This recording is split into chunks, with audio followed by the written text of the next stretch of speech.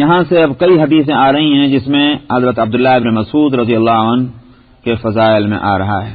ابو حنیفہ عن الہیثم عن رجل عن عبداللہ ابن مسعود ان ابا بکر وعمر سمرا عند رسول الله صلى الله عليه وسلم ذات ليلة قال فخرجا وخرج معهما فمروا بابن مسعود وهو يقرأ فقال النبي صلى الله عليه وسلم من سره أن يقرأ القرآن كما أنزل فليقرأه على قراءة ابن أم عبد وجعل يقول له سل تعطى فأتاه أبو بكر وعمر يبشرانه فسبق أبو بكر وعمر إليه فبشره وأخبره أن النبي صلى الله عليه وسلم قد أمره بالدعاء فقال اللهم إني أسألك إيمانا دائما لا يزول ونعيما لا ينفد ومرافقة نبيك في جنة الخلد. وفي رواية عن الهيثم عن عبد الله أن أبا بكر وعمر سمرا عند النبي صلى الله عليه وسلم فخرجا وخرج معهما فمروا بابن مسعود وهو يقرأ في الصلاة فقال النبي صلى الله عليه وسلم من أحب أن يقرأ القرآن غضا كما أنزل فليقرأه على قراءة ابن أم عبد وجعل يقول سل تعطى وذكر تمام الأول.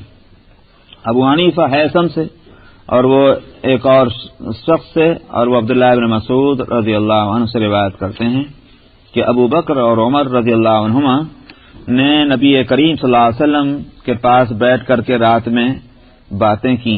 سمر سین سے، سمر کے معنی آتے ہیں عشاء کی نماز کے بعد بیٹھ کر کے کچھ باتیں کرنا، اس کو کہتے ہیں تسمیر اور سمر. تو رات میں بیٹھ کر کے نبی کریم صلی اللہ علیہ وسلم کے پاس کچھ باتیں کی انہوں نے.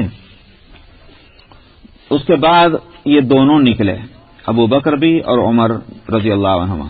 نبی کریم صلی اللہ علیہ وسلم بھی ان دونوں کے ساتھ نکلے مسجد سے یا اپنے گھر سے. تو ابن مسعود، عبداللہ ابن مسعود رضی اللہ عنہ کے پاس سے ان کا گزر ہوا اور وہ قرآن شریف کی قرأت کر رہے تھے. تو نبی کریم صلی اللہ علیہ وسلم نے فرمایا جو اس بات کو پسند کرتا ہو، چاہتا ہو کہ وہ قرآن شریف کو اس طرح پڑھے جس طرح سے کہ قرآن نازل ہوا ہے، تو اس کو چاہیے کہ وہ ابن ام عبد کی قرأت کے مطابق قرأت کرے. ابن ام عبد یہ عبداللہ ابن مسعود رضی اللہ عنہ کی کنیت ہے. ان کو ابو عبد الرحمن بھی کہتے ہیں، ان کے اس لیے کہ ان کے بیٹے کا نام عبد الرحمن تھا، اور ام عبد کہتے ہیں اس لیے کہ ان کی والدہ کا نام ابن ام عبد کہتے ہیں اس لیے کہ ان کی والدہ کا نام ام عبد تھا، اس لحاظ سے ان کو ابن ام عبد کہا گیا. وجعل یقول لہو، اور آپ نے فرمایا ان کے لیے کہ سل تعطا، مانگو تم کو دیا جائے گا. یعنی مطلب یہ ہے کہ یہ دعا کی قبولیت کا وقت ہے، یہ کہ تم کو اللہ سبحانہ و تعالی نے تم نے یہ مقبولیت عطا فرمائی ہے کہ تم دعا کرو گے تو تمہاری دعا قبول ہوگی. تو ابو بکر اور عمر دونوں کے دونوں چلے خوشخبری دینے کے واسطے عبداللہ ابن مسعود کو کہ نبی کریم صلی اللہ علیہ وسلم نے بڑی بات فرمائی ہے عبداللہ ابن مسعود کے لیے. ایک تو آپ نے ان کی قراءت قرآن کی تعریف فرمائی، اور یہ یاد ہوگا جب اختلاف قراءت کی بات چل رہی تھی، تقریر ہوئی تھی کہ انزل القرآن والا 7 احرف، 7 قراءتوں پر قرآن کا نزول ہوا. میں اس کی وضاحت کر چکا ہوں اپنی تقریر میں. تو عبداللہ ابن مسعود رضی اللہ عنہ کی قراءت کی آپ نے تعریف فرمائی کہ ان کی قراءت جو ہے وہ ٹھیک وہ ہے جس طرح سے قرآن نازل ہوا. اس زمانے میں صحابہ میں کسی کا قاری قرآن ہونا یہ ایسا نہیں تھا جیسے آج کل ہم کہہ دیتے ہیں کہ فلاں صاحب بہت اچھے قاری ہیں، بلکہ قاری قرآن ہونے کے معنی عالم قرآن ہونے کے، کہ جو قرآن کا قاری ہے وہ قرآن کا عالم بھی ہے. جب ان کی قراءت اس کے مطابق ہے کہ جس طرح سے نزول ہوا قرآن کا نبی کریم صلی اللہ علیہ وسلم پر، تو اس کے معنی یہ ہو گئے کہ ان کو علم قرآن بھی بہت قابل اعتبار حاصل ہے. اسی وجہ سے عبداللہ ابن مسعود صحابہ میں فقہا میں سمجھے جاتے ہیں، یعنی فقہاء صحابہ. اور نبی کریم صلی اللہ علیہ وسلم کی حیات میں عبداللہ ابن مسعود کو فتویٰ دینے کا اختیار تھا، یہ فتویٰ دے سکتے ہیں. اور ایک اور جگہ پر تو یہ ہے کہ جو وہ کہیں گے بس وہ میری طرف سے سمجھا جائے. تو اتنا اعتبار تھا عبداللہ ابن مسعود رضی اللہ عنہ پر نبی کریم صلی اللہ علیہ وسلم، ان کے علم کی صلاحیت پر، قرآنی صلاحیت پر. اسی واسطے حنفیہ نے اپنے فقہ کی بنیاد عبداللہ ابن مسعود کے فقہ کو قرار دیا کہ حضرت عمر اور حضرت عبداللہ ابن مسعود ان دونوں کا فقہ جو ہے وہ ہے بنیاد خاص طور پر. وہ اگرچہ اور بھی صحابہ سے چیزیں لی گئیں لیکن ان کے قول اور ان کے فتوے کو زیادہ ترجیح دی گئی ہے. تو ابو بکر اور عمر دونوں خوشخبری سنانے کے لیے پہنچے ان کے پاس. ابو بکر نے یہاں بھی سبقت کر لی جیسے کہ ہر جگہ ہر خیر کے کام میں سبقت کیا کرتے تھے. عمر سے آگے بڑھ کے ابو بکر پہنچ گئے وہاں اور ان کو خوشخبری دی اور بتلایا ان کو کہ نبی کریم صلی اللہ علیہ وسلم نے ان کو دعا کرنے کے لیے کہا ہے کہ دعا کریں. اس وقت تم جو اصل تو ہوتا جو مانگو گے تو ملے گا، تو لہذا دعا کرو. تو انہوں نے بھی دعا کتنی جاندار کی. انہوں نے کہا اللہم انی اسألک ایمانا دائما لا یزول، اے اللہ میں آپ سے ایک ایسے ایمان کی درخواست کرتا ہوں جو ہمیشہ رہے، کبھی نہ جائے. جیتے جی ایمان میرے ساتھ ہو. اس واسطے کہ ظاہر ہے کہ یہ انسان کے خیال اور عقیدہ جو ہے وہ بدل بھی سکتا ہے. تو اس واسطے مجھے ایمان پر قائم رکھیں جیتے جی. میں ایسے ایمان کی درخواست کرتا ہوں اور ایسی نعمتوں کی درخواست کرتا ہوں کہ جو نہ ختم ہونے والی ہوں. اس لیے کہ مصیبت کے بعد اگر نعمت ملے راحت ہے، نعمت کے بعد مصیبت آئے تو وہ کہیں بڑھ کر اس کی زحمت کا سبب ہے. تو نعمت ملے اس کے بعد مصیبت نہ آئے، نعمت کنٹینیو ہو، وہ ایسی نعمت لا ينفد. اور اسی طرح سے وہ مرافقت نبی کا فی جنت الخلد، ہمیشہ کی جنتوں میں جو ہمیشہ رہنے والی ہے اس میں آپ کے نبی کا ساتھ اور ان کی صحبت مجھے نصیب ہو. یہ ہے اور عبداللہ ابن مسعود سے روایت کرتے ہیں تو یہ اور زیادہ معتبر ہو گئی کہ خود عبداللہ راوی ہیں کہ ابو بکر و عمر انہوں ایک رات یہ نبی کریم صلی اللہ علیہ وسلم کے پاس باتیں کر رہے تھے تو وہ دونوں نکلے اور نبی کریم صلی اللہ علیہ وسلم ان کے ساتھ نکلے. تو ابن مسعود رضی اللہ عنہ پر ان کا گزر ہوا اور وہ قرآن شریف پڑھ رہے تھے نماز میں. وہاں نماز کا تذکرہ نہیں، اس روایت میں نماز کا بھی تذکرہ آ گیا. تو یہ نماز تہجد کی ہوگی، رات کی نوافل ہوں گے، اس میں یہ قرآن شریف کی قرأت کر رہے تھے آواز کے ساتھ. تو اگر کوئی شخص اکیلے نماز پڑھ رہا ہو تو رات کے نوافل میں تو اس کی اجازت ہے اور ثبوت بھی ہے کہ قراءت جہر کے ساتھ ہو. دن کے نوافل جو ہیں اس میں پسندیدہ یہی بات ہے کہ آہستہ اس میں پڑھا جانا چاہیے. اور یہ بات کہاں سے لی گئی؟ اس لیے کہ دن کے فرائض جو ہیں ظہر اور عصر اس میں قراءت سری ہے، یعنی آہستہ ہے. تو اس سے معلوم ہوا کہ دن کی نمازوں میں قراءت آہستہ ہونی چاہیے، تو نوافل میں بھی آہستہ ہو. اور رات کی نمازیں جو ہیں فرائض اندھیرے پڑھی جانے والی نمازیں ان میں قراءت جہر کے ساتھ ہے. فجر کی نماز ہے، مغرب کی نماز ہے، عشاء کی نماز ہے، اس میں جہر ہے. تو لہذا نوافل جو ہوں گی رات کی اس میں بھی جہر ہو تو بہت اچھا ہے. تو اس لیے عبداللہ ابن مسعود بھی رات کی قراءت کر رہے تھے، رات کی نمازوں میں نوافل میں زور سے پڑھ رہے تھے. تو اسی لیے ان حضرات نے سنا تو نبی کریم صلی اللہ علیہ وسلم نے فرمایا کہ جو اس بات کو چاہتا ہو کہ وہ قرآن شریف پڑھے تو غضن کے مطلب یہ ہے کہ پورے مضبوطی کے ساتھ، یعنی جیسا کہ قرآن شریف کو پڑھا جانا چاہیے اس طریقے پر، کما انزلہ جس طرح کے نازل ہوا تو اس کو ابن ام عبد کے قراءت کے مطابق قراءت کرنی چاہیے. اور پھر آپ فرمانے لگے کہ سل تو ہوتا، جو مانگو گے دیا جائے گا. تو باقی حدیث اسی طرح ہے جس طرح پہلے حدیث گزر چکی ہے. ابو حنیفہ عن عون عن ابی عن عبد الله انه كان اذا دخل رسول الله صلی اللہ علیہ وسلم بیته ارسل والدته ام عبد تنظر الى هدي النبي صلی اللہ علیہ وسلم ودله وسمته الى هدي النبي صلی اللہ علیہ وسلم ودله وسمته فتخبره بذلك فيتشبه به. ابو حنیفہ عون ابن عبداللہ ابن عتبہ ابن مسعود سے روایت کرتے ہیں، وہ اپنے والد عتبہ ابن مسعود سے اور وہ عبداللہ ابن مسعود رضی اللہ عنہ سے. انہوں نے کہا کہ نبی کریم صلی اللہ علیہ وسلم جب اپنے گھر میں تشریف لے جایا کرتے تھے تو عبداللہ ابن مسعود اپنی والدہ ام عبد کو بھیجا کرتے تھے. کیوں؟ تاکہ وہ نبی کریم صلی اللہ علیہ وسلم کے جو معمولات ہوتے تھے گھر میں کہ آپ کس طرح سے وہاں بیٹھتے ہیں، ودل ہی کس طرح آپ چلتے پھرتے ہیں، وسمت ہی، آپ کس طرح سے وہاں بیٹھے ہوئے ہیں، کس طرح لیٹ رہے ہیں، کیا باتیں، کس طرح سے باتیں کر رہے ہیں، یہ سارے دیکھیں. فتخبرہ، ان کی والدہ آ کر اس کی اطلاع دیا کرتی تھی کہ نبی کریم صلی اللہ علیہ وسلم اس طرح بیٹھے تھے، اس طرح لیٹے تھے، اس طرح چل رہے تھے، یہ ساری باتیں. فیتشبہ بہ، تو عبداللہ بن مسعود انہی باتوں کی نقل اتارنے کی کوشش کرتے تھے. یعنی جس طرح آپ چل رہے ہوتے اس طرح چلنے کی کوشش کرتے، جس طرح آپ بیٹھتے تھے اس طرح بیٹھنے کی کوشش کرتے، تاکہ پوری سیرت پر عمل ہو جائے. یہ تھا ان صحابہ کا حال.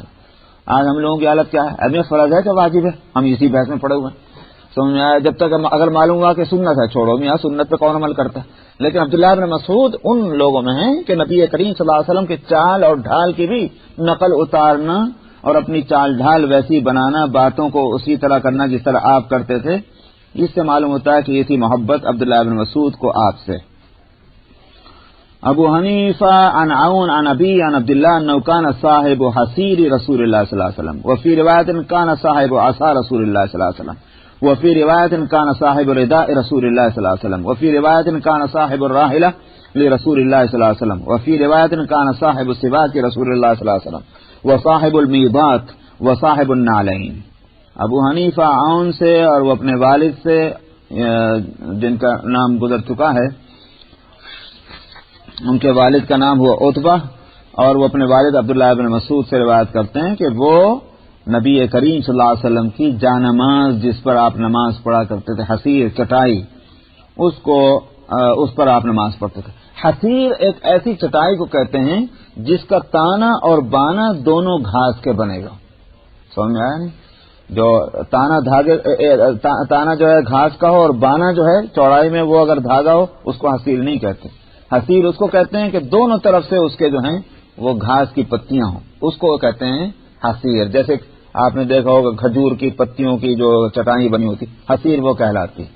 تو یہ نبی کریم صلی اللہ علیہ وسلم کی جو چٹائی سجاد جو جانماز کے لیے تھی وہ ان کے پاس ہوتی تھی کہ جہاں بھی ہوں تو یہ بچھا دیں نبی کریم صلی اللہ علیہ وسلم کے لیے. اور ایک روایت میں کہ وہ نبی کریم صلی اللہ علیہ وسلم کی عصا، لکڑی جو اسٹک آپ لیا کرتے تھے وہ آپ کے پاس ہوتی تھی. اور ایک روایت میں ہے کہ وہ نبی کریم صلی اللہ علیہ وسلم کی چادر، تو وہ ان کے پاس ہوتی تھی تاکہ جہاں آپ کو ضرورت ہو وہ چادر پیش کر دیں. ایک روایت میں ہے کہ وہ نبی کریم صلی اللہ علیہ وسلم کے سواری کے ذمہ دار تھے کہ جب آپ کہیں تشریف لے جاتے تو فوراً اس سواری کو تیار کر کے آپ کی جو اونٹنی ہوتی تھی اس پر کجاوا رکھتے، باندھتے. تفصیل آگے حدیث میں بھی آ رہی ہے مزید. تو یہ آپ کے سپرد تھا. ایک روایت میں ہے کہ وہ نبی کریم صلی اللہ علیہ وسلم کی مسواک سفر میں یہی ساتھ رکھا کرتے تھے کہ جب آپ وضو کرنے بیٹھیں تو مسواک لا کر حاضر کر دیں. اور اسی طرح سے وضو کا برتن، میضات اس برتن کو کہتے ہیں جس سے وضو کیا جائے، وہ بھی انہی کے پاس ہوا کرتا تھا کہ جب آپ وضو کو ضرورت ہو تو فوراً پانی لا کر حاضر کریں اس برتن میں. اور صاحب النعلین، آپ کی جو جوتیاں ہوتی تھیں وہ بھی انہی کے پاس ہوتی تھیں. تو نماز کے لیے آپ کھڑے ہو رہے ہیں، کہیں بیٹھ رہے ہیں، جوتی اتارنی ہے، نعلین، تو وہ حضرت عبداللہ بن مسعود یہ ان سارے کاموں کو. اس کا مطلب یہ ہوا کہ آپ کی ذاتی زندگی کی جتنی ضرورتیں تھیں آپ کی اپنی ذات سے متعلق، وہ سب کے سب کی ذمہ داریاں عبداللہ بن مسعود رضی اللہ عنہ کے سپرد تھیں. اتنے قریب تھے آپ. ظاہر ہے کہ ذاتی ضرورتیں کس سے متعلق ہوں گی؟ جو زیادہ ہر وقت آپ کے پاس رہتا ہو. تو اس سے معلوم ہوا کہ عبداللہ بن مسعود سفر میں، حضر میں بہت قریب رہتے تھے نبی کریم صلی اللہ علیہ وسلم سے. تبھی تو یہ ساری ضرورت کی چیزیں ان کے پاس ہوتی تھی کہ جب ضرورت ہو فوراً حاضر کیا جائے. اس سے معلوم ہوا کہ نبی کریم صلی اللہ علیہ وسلم کی ذات کا علم سب سے زیادہ عبداللہ بن مسعود کو ہوگا. اس سے زیادہ علم کسی اور صحابی کو مشکل ہوگا. اسی لیے ان کے فقہ پر اور ان کی احادیث پر زیادہ اعتبار کیا گیا. محدثین بھی کہتے ہیں عبداللہ تو عبداللہ ہی ہیں، یا مطلب ہی ان کے مقابلے میں کس کی بات کہی جا سکتی ہے؟ وہ تو بہت ہی اونچے درجے کے صحابی ہیں. ابو حنیفہ عن معن عن ابن مسعود قال ما كذبت منذ اسلمت الا كذبة واحدة كنت ارحل للنبي صلى الله عليه وسلم فأتي رحال من الطائف فسألني أي الراحلة، فأتى رحال من الطائف فسألني أي الراحلة أحب إلى رسول الله صلى الله عليه وسلم فقلت الطائفية المكية. وكان يكرهها رسول الله صلى الله عليه وسلم فلما أتي بها قال من رحل لنا هذه قالوا رحالك قال مروا ابن أم عبد فليرحل لنا فأعيدت إلي الراحلة. ابو حنیفہ معن ابن عبد الرحمن ابن عبداللہ ابن مسعود سے اور وہ اپنے دادا عبداللہ ابن مسعود سے روایت کرتے ہیں، انہوں نے کہا کہ میں جب سے مسلمان ہوا ہوں میں نے جھوٹ نہیں بولا سوائے ایک جھوٹ کے، اور وہ یہ کہ میں نبی کریم صلی اللہ علیہ وسلم کی سواری تیار کیا کرتا تھا، تو ایک سواری تیار کرنے والا طائف سے آیا، اور وہ اس لیے کہ نبی کریم صلی اللہ علیہ وسلم کی سواری وہ تیار کیا کرے. سواری تیار کرنا، اس پر کجاوا کسنا اور یہ ساری چیزیں، یہ ظاہر ہے کہ وہ بھی ہر ایک کا کام نہیں ہے، کوئی جو کام کرنا جانتا ہے وہی کرتا ہوگا. اس نے مجھ سے پوچھا کہ نبی کریم صلی اللہ علیہ وسلم کو کس طرح کی کہ سواری جو ہے وہ پسند ہے، یعنی کجاوا کس طرح کا آپ کو پسند ہے جو اونٹنی پر رکھا جاتا ہے اور کسا جاتا ہے. میں نے کہا کہ طائفی مکی، یعنی وہ طریقہ، وہ کجاوا کہ جو طائف اور مکے والے استعمال کرتے ہیں اس طرح کا آپ کو پسند ہے. وکان یکرہھا رسول اللہ صلی اللہ علیہ وسلم، اور اس طرح کا کجاوا جو ہے وہ نبی کریم صلی اللہ علیہ وسلم کو ناپسند تھا. تو جب وہ سواری تیار کر کے آپ کے پاس لائی گئی تو آپ نے فرمایا کہ یہ ہمارے لیے کس نے سواری تیار کی ہے؟ لوگوں نے کہا کہ آپ کے اس رحال نے، یعنی وہ نیا جو آدمی آیا ہے اس نے یہ سواری تیار کی. آپ نے فرمایا کہ ابن ام عبد یعنی عبداللہ ابن مسعود کو کہو کہ وہ ہمارے لیے سواری تیار کرے. اس طرح سے میرے طرف وہ کام لوٹ کر آ گیا سواری تیار کرنے کا. تو اس سے یہ معلوم ہوا کہ عبداللہ ابن مسعود کا مقصد یہ تھا کہ یہ نیا آدمی آ گیا ہے، ابھی میں اس خدمت سے محروم ہو جاؤں گا، تو اب یہ کسی ترکیب سے اور بہانے سے یہ آخر کو یہ خدمت میرے ہی سپرد رہے، میری طرف لوٹ کے آ جائے. انہوں نے اس لیے یہ حیلہ اختیار کیا تھا. اس میں ہو سکتا ہے کہ پڑھنے والے اور سننے والوں کو یہ خیال ہو کہ عبداللہ ابن مسعود نے یہ جھوٹ کیسے بولا. تو ایک تو بات یہ ہے کہ اس پر نظر اٹکنے سے پہلے نظر تو اس پر اٹکنی چاہیے کہ جب سے کہ میں مسلمان ہوا ہوں میں نے کبھی جھوٹ نہیں بولا. یہ بات کتنی بڑی ہے. تو پہلے تو ہمیں اس کو دیکھنا چاہیے اپنی زندگیوں سے مقابلہ کر کے کہ ہم تو رات دن جھوٹ ہی بولتے رہتے ہیں. اب ایک شخص کبھی جھوٹ نہ بولا ہو اور صرف ایک جھوٹ اس کے بقول اس نے بولا، تو وہ ایک جھوٹ کی وجہ سے اس کو پکڑیں گے کہ کبھی جھوٹ نہیں بولا تو اس کی وجہ سے اس کا مرتبہ اونچا رہے گا. ایک تو یہ بات ہے. دوسری بات یہ ہے کہ یہ جھوٹ جو ہے، اس جھوٹ کی غرض جو ہے وہ کوئی ناجائز فائدہ اٹھانا نہیں ہے یا کسی کو نقصان پہنچانا نہیں ہے، بلکہ یہ کہ ایک اچھا فائدہ حاصل کرنا ہے. تو بعض حالات میں تو جھوٹ کی شریعت میں بھی اجازت دی ہے. مثال کے طور پر اگر دو دوستوں کے درمیان لڑائی ہے، بدگمانی ہے، اور اس کی وجہ سے وہ آپس میں ایک دوسرے کے خلاف ہو گئے ہیں، تو اس صورت میں دو دوستوں کو ملانے کے واسطے اگر جھوٹ بولنا پڑے تو اس کی اجازت ہے کہ نہیں. یہ مطلب نہیں کہ وہ جھوٹ جو ہے وہ سچ ہو گیا، جھوٹ تو جھوٹ ہی رہا، لیکن یہاں جھوٹ جو اپنے جس مقصد کی وجہ سے اور جس اس کے نتیجے کی وجہ سے اس کو منع کیا گیا تھا، وہ مقصد اور نتیجہ چونکہ یہاں نہیں نکل رہا، اس واسطے اس کی اجازت دی گئی ضرورتاً. ایسا سمجھیے تھوڑی دیر کے لیے اور ذہن کو اچھی طرح سے صاف کرنے کے لیے. مثلا حرام غذا ہے، حرام غذا حرام ہی ہے، وہ کبھی حلال نہیں ہوگی. لیکن اگر کسی شخص کی جان نکل رہی ہو اور اس کے پاس کوئی اور چیز ہے ہی نہیں سوائے اس حرام لقمے کے، تو قرآن شریف میں اس کی اجازت دی گئی ہے. تو اس کا یہ مطلب نہیں کہ وہ حرام حلال ہو گئی. اگرچہ بعض حضرات کا خیال یہی ہے کہ یہ حلال ہو گیا، لیکن محققین کا کہنا یہ ہے کہ حلال نہیں، یہ ہے حرام ہی، مگر چونکہ جان کو بچانا ہے جو ضروری ہے، اس واسطے اس ضرورت کی وجہ سے اس حرام اس کے لیے جائز کر دیا گیا ہے کہ یہ حرام رہتے ہوئے بھی اپنی جان بچانے کے لیے اس کو استعمال کر لے۔ اسی واسطے اگر اس نے اپنی ضرورت اور مجبوری سے زیادہ استعمال کر لیا بالارادہ تو وہ پھر حرام ہی رہے گا اور اس کو گناہ ملے گا۔ تو یہاں مقصد کیا تھا کہ نبی کریم صلی اللہ علیہ وسلم کی خدمت کی سعادت ملتی رہے، اور یہ سعادت بہت بڑا مقصد ہے اور بہت بڑی چیز ہے۔ اس کے لیے انہوں نے یہ ایک جھوٹ بولا، اور اس لیے امید یہ ہے کہ اللہ سبحانہ و تعالی ان کو معاف فرمائیں گے۔ لیکن اصل تو یہ ہے کہ اس میں جس وجہ سے حدیث کو لایا گیا کہ نبی کریم صلی اللہ علیہ وسلم کی خدمت اس طرح کرتے تھے کہ جو آپ کو پسند تھی، کہ آپ کا ذوق، آپ کا مزاج، آپ کی طبیعت، ان سب چیزوں کی پوری رعایت کرتے ہوئے عبداللہ بن مسعود خدمت کرتے تھے، یہی ان کی خصوصیت ہے۔ وفي رواية قال عبد الله إن النبي صلى الله عليه وسلم جيء برجل من أهل الطائف قال فجاءني الطائفي فقال أي الراحلة أحب إلي قلت الطائفية المكية فخرج فقال من صاحب هذه الراحلة قيل الطائفي قال لا حاجة لنا بها۔ الفاظ کا فرق ہے، مضمون وہی ہے، چونکہ مختلف سندوں سے اور مختلف الفاظ کے ساتھ حدیث آ رہی، اس لیے عبداللہ وہ امام ابو حنیفہ اس کو نقل کر رہے ہیں، جیسا کہ محدثین کا طریقہ ہوتا بھی ہے۔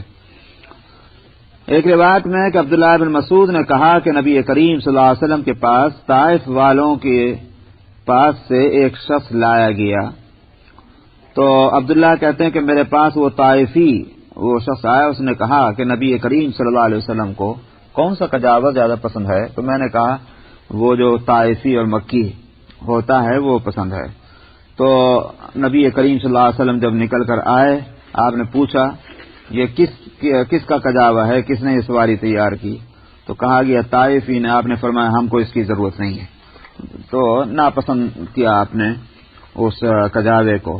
ابو حنیفہ عن الہیثم عن الشعبی عن مسروق عن عبداللہ قال ما كذبت منذ اسلمت الا واحدة كنت اراحل لرسول الله صلی اللہ علیہ وسلم فاتى رحال من الطائف فقال أي الراحل أحب إلى رسول الله صلى الله عليه وسلم قلت الطائفية المكية وقال وكان يكرهها فلما رحل برسول الله صلى الله عليه وسلم أتى بها قال من رحل لنا هذه الراحلة قال رحالك الذي أتيت به من الطائف فقال رد الراحلة لابن مسعود۔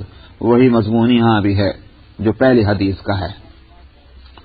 تو اس سے معلوم ہوا کہ حضرت عبداللہ بن مسعود کی خدمتیں کے ثبوت جو خدمتیں تھیں اس میں ان کا بستر ان کے پاس ہوتا تھا، آپ کی عصا لاٹھی جو تھی وہ آپ کے پاس ہوتی تھی، چادر ان کے پاس ہوا کرتی تھی، سواری ان کے پاس ہوتی تھی، مسواک ہوتی تھی، وضو کا برتن ہوتا تھا، آپ کے نالین شریفین، ساری چیزیں جو ضرورت کی تھیں نبی کریم صلی اللہ علیہ وسلم کی ذاتی ضرورت کی، ان سب کی خدمتیں عبداللہ بن مسعود ہی کے سپرد تھیں۔ تو اتنا قریب تھے آپ سے وہ۔